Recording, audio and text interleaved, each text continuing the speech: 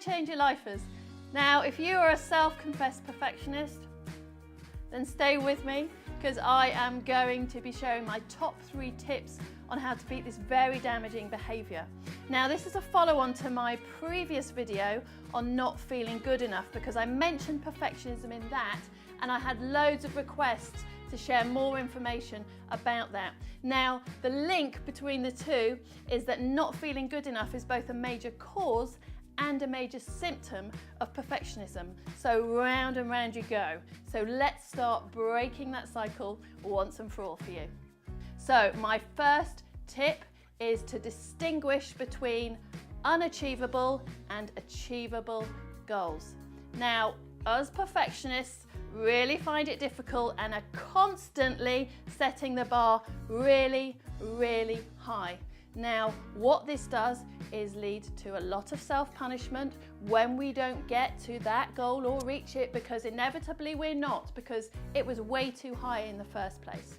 And what it can also do is lead to paralysis, because what it actually does is send this old part of your brain, the limbic part of your brain, into fight or flight mode, because you are basically putting yourself into a panic when you set those really high bar goals. So that is my first tip. Stop it.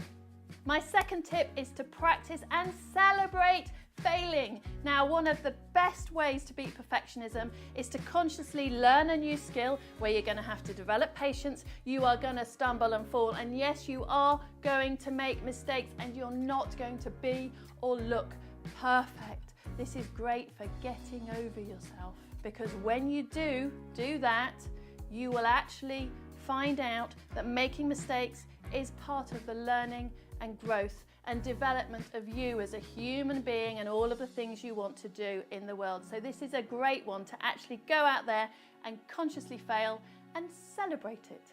My third tip, accept who you are.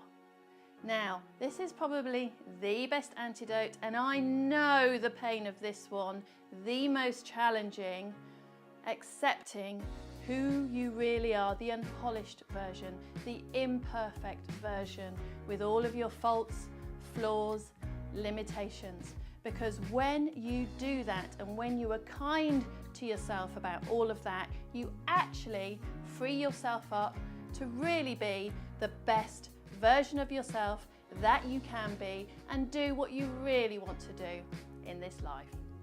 So to recap, my top 3 tips on how to beat perfectionism and the anxiety it causes. Number 1, set realistic goals. Number 2, practice and celebrate failing. And number 3, accept who you are. Now, what's vital in terms of creating any new behaviour pattern is the awareness, which we've just got here, and the action. So my request is you choose one of these tips and over the next 2 weeks you practice that consistently. And please do let me know in the comment box below which one you're going for and why. Thanks for watching, and if you think this would be useful for anyone else you know, please do share it.